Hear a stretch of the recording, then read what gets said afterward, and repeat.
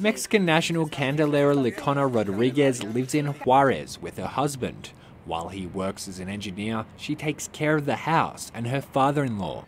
She says a lot of the things they need are cheaper in El Paso. To buy things, that's what I come here for, to shop.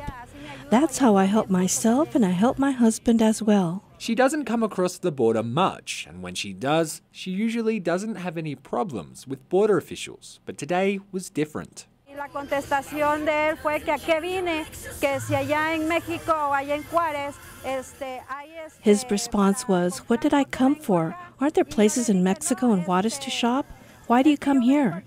And I said, "I can spend my money anywhere. It's my money."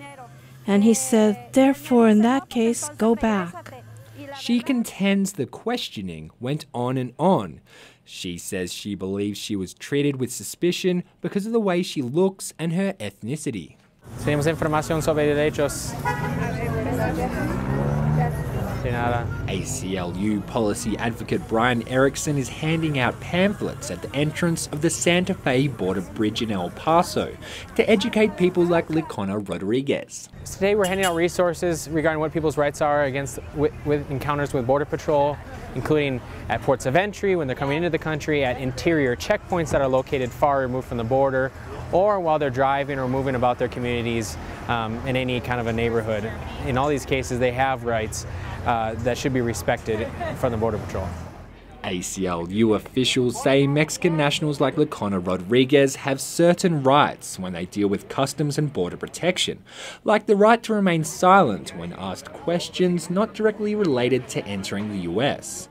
Licona Rodriguez says she didn't know that and didn't want to kick up a fuss in case it could make things worse. I am not the type of person that wants to lose her visa. Rodriguez only discovered through speaking with advocates at the border reality checkpoint that the CBP can't take away her visa so easily.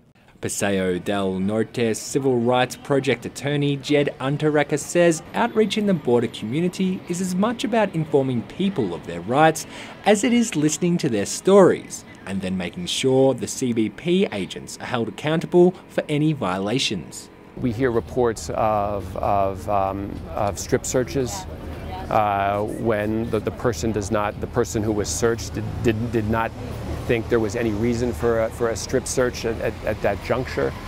We've got reports of tasering being done of people.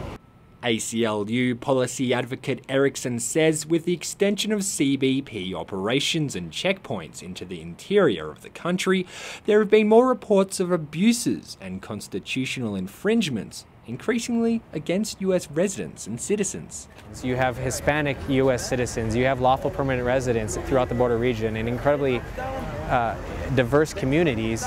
That type of enforcement that targets people based on the way they look rather than actual real facts is not only bad policing, but it's profiling, it's not lawful, and it's not constitutional. A 2013 Police Executive Research Forum report showed that CBP hasn't been showing diligence in investigating cases made against their agents.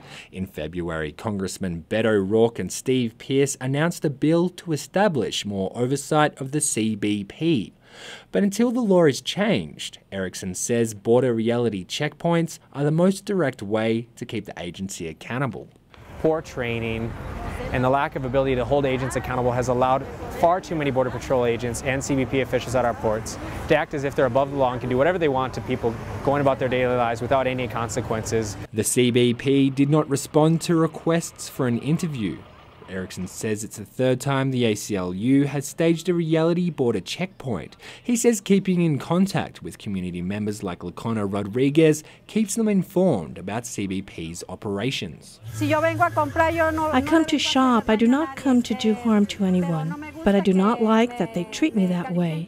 It was like a racist statement. I don't know, but I did not like it. Border reality checkpoints were also staged in Columbus, New Mexico, and a number of other border communities throughout the Southwest. For KRWG, I'm Simon Thompson.